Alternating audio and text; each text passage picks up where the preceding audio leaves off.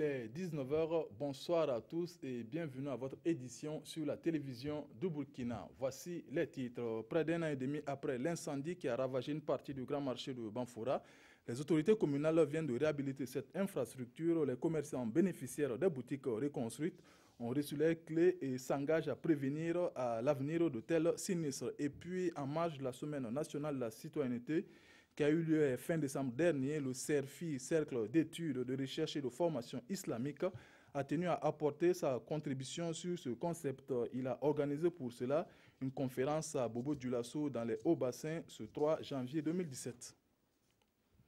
Le 14 août 2015, une partie du grand marché de Banfora partait en fumée, un sinistre qui a ainsi privé plusieurs commerçants de leur gagne-pain quotidien. Après plusieurs mois de réhabilitation, les commerçants ont pu entrer en possession des clés des boutiques reconstruites. À cet effet, les bénéficiaires ont pris l'engagement de tout mettre en œuvre pour prévenir de pareilles situations dramatiques. Reportage Drissa Traoré, Mireille Carole Tougouma. Voici le nouveau visage du côté est du grand marché de Banfora. Ce sont au total 43 boutiques qui sont réhabilitées après l'incendie de 2015. Une joie pour ces commerçants de retrouver leur magasin. En plus, une somme de 150 000 francs CFA est remise à chaque sinistré pour relancer ses activités. On a eu notre place aujourd'hui. Nous sommes très contents. On remercie tous les gouvernements, les opérateurs économiques. On était sinistrés et puis ils sont venus à nos secours. Vraiment, on prie bon Dieu qu'il ne faut plus Dieu va faire ça encore. On va réaménager notre projet. Ce qu'on ne pouvait pas faire, prie le bon Dieu pour pouvoir commencer avec. En tout cas, c'est bon en tout cas. C'est dans la nuit du 13 au 14 août 2015 que cette partie du grand marché de Banfora a brûlé. Un élan de solidarité des opérateurs économiques de la ville a rendu possible cette reconstruction d'un coût total de 47 millions de francs CFA. Les commerçants ont pris l'engagement devant les autorités présentes de prendre soin de leurs joyaux en évitant les installations anarchiques.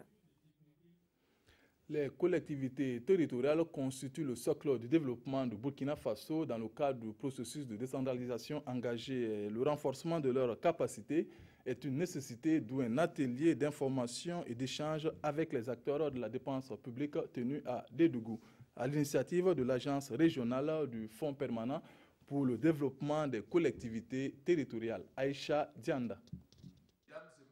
Aider les responsables des collectivités territoriales et les acteurs de la dépense publique à maîtriser les règles et les procédures du Fonds permanent pour le développement des collectivités territoriales, c'est le but de cet atelier qui s'est tenu à Dédougou.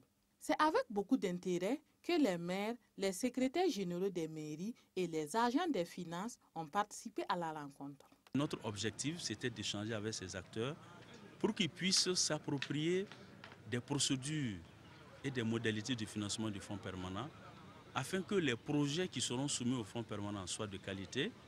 En plus, afin que dans le processus de mise en œuvre de ces projets, il y ait une certaine diligence et que les projets qui seront réalisés soient de qualité. Cet atelier est la bienvenue pour ces participants venus des différentes communes de la boucle du Mouhoun. Et les attentes sont nombreuses. On a de nouveaux SG qui sont là, on a de nouveaux conseils municipaux qui sont là, qui ne savent même pas sur quelle base il faut faire le choix par rapport au financement du fonds permanent. Nous, nos attentes pour cet atelier par rapport au fonds permanent, qu'ils augmentent les enveloppes parce que nous avons des gros projets et comme c'est eux le panier commun, en tout cas, ils doivent pouvoir financer nos marchés à la hauteur de 100 millions comme ça. Le fonds permanent est un instrument financier. Il est chargé d'accompagner le processus de décentralisation en mobilisant les ressources et en les mettant à la disposition des collectivités territoriales. La commune urbaine de Bobo-Dioulasso dispose désormais de son plan d'occupation des sols. Les différents acteurs intervenant dans l'occupation et la gestion de l'espace communal se sont retrouvés au cours d'une session pour sa validation. Coût total de ce plan, plus de 59 millions de francs CFA. Drissa Traoré, Siriki Milogo et Ahadi Sandamba. Le poste, à entendre par là, le plan d'occupation des sols fait partie des instruments de planification fixant le cadre des orientations du schéma directeur d'aménagement et d'urbanisme. Réunis ici à Bobo-Dioulasso, Les différents acteurs vont examiner et valider le projet du plan d'occupation des sols de la ville de Sia. Seulement, il y a des débats sur beaucoup de questions. Je vous prends seulement l'exemple de l'implantation de certaines usines, pour ne pas les citer, alors où ça fait beaucoup de bruit. Tantôt on peut implanter là, on ne peut pas implanter là. Je pense qu'en appui au schéma d'aménagement, je pense que le poste devrait nous permettre exactement, techniquement, de savoir où on peut implanter telle ou telle unité ou les habitations. Vraiment, c'est un outil réel de développement pour nous, disons de planification. Instrument d'aménagement à court et à moyen terme, l'élaboration de ce plan répond à un souci d'occupation rationnelle des sols. Le processus de planification des villes recommande qu'on ait une vision. La vision du ministère, c'est de doter toutes les communes urbaines d'un schéma directeur d'aménagement d'urbanisme. Cela a été fait pour les 12 villes capitales régionales plus tôt. Et le second processus, c'est de doter toutes les communes, en l'occurrence les communes urbaines et celles rurales, d'un plan d'occupation des sols, donc d'un guide, un référentiel pour aménager et gérer les territoires communaux. Au sortir donc des travaux de cette session, la commune de Bobo-Dioulasso va être dotée d'un tableau de bord sur l'occupation de l'espace communal. Nous mettons maintenant le cap sur Dori, où le Conseil régional des Unions du Sahel a tenu sa 11e Assemblée générale. Il s'est agi pour les responsables de cette organisation paysanne de faire le bilan des 5 ans d'activité et surtout de définir les perspectives. Joseph Bambara et Martin Zerbo.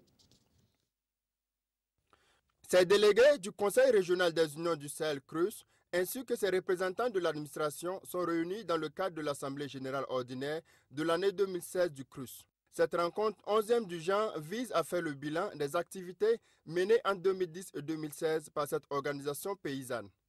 Nous avons contribué concrètement à l'amélioration de l'agriculture, à l'amélioration de la production animale, à l'amélioration de la gestion de l'eau et nous avons accompagné des familles vulnérables aujourd'hui qui sont capables de se prendre en charge. Outre ce regard rétrospectif sur les actions du CRUS pendant cette période, les responsables de cette structure ont durant cette réunion tracé les sillons des prochaines années. Ils ont ainsi présenté le plan quinquennal sur lequel vont s'appuyer les actions du CRUS. Nous nous sommes fixés à l'horizon de 5 années qui viennent 4 grands défis, à savoir rendre professionnelles nos organisations de base.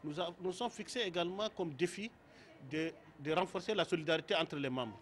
Nous nous sommes fixés également comme défi d'inclure les jeunes et les femmes dans tout le processus de développement du CRUS et de décision du CRUS. Pendant ces 2 jours de travaux de cette Assemblée générale ordinaire du Conseil régional des Unions du Sahel, il sera procédé au renouvellement des organes de cette structure. Ce renouvellement des instances intervient suite au décès du président du CRUS en avril dernier. Cet AG a justement été mis à profit pour lui rendre un hommage. La citoyenneté, voici un concept de plus en plus récurrent de nos jours. Que représente-t-il dans notre contexte actuel?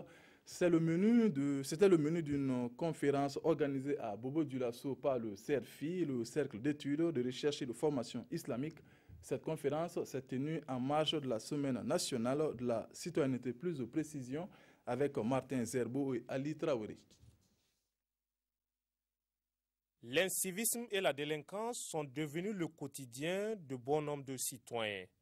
Face à ce mal, le CERFI, le Cercle d'études, de recherche et de la formation islamique, passe à l'action. Il tient ici une conférence sur la place de la famille dans nos sociétés. Beaucoup de problèmes se posent au niveau de la citoyenneté. Nous avons vu que c'est bon que, puisque vous savez que dans la société, la famille est la cellule de base de la société. C'est dans la famille que les enfants naissent, c'est dans la famille que les enfants sont éduqués, c'est dans la famille que les enfants sont formés. Et si les enfants sont formés, vous allez voir que ça va se répercuter positivement sur les citoyennetés et seront de bons citoyens. Dans son exposé, l'imam Samaké, venu du Mali, a donné les conditions pour avoir une bonne famille. Et pour lui, cela passe d'abord par une bonne mère dans le foyer. En bonne femme, il ne faut pas voir seulement le visage, il ne faut pas voir seulement la corpulence.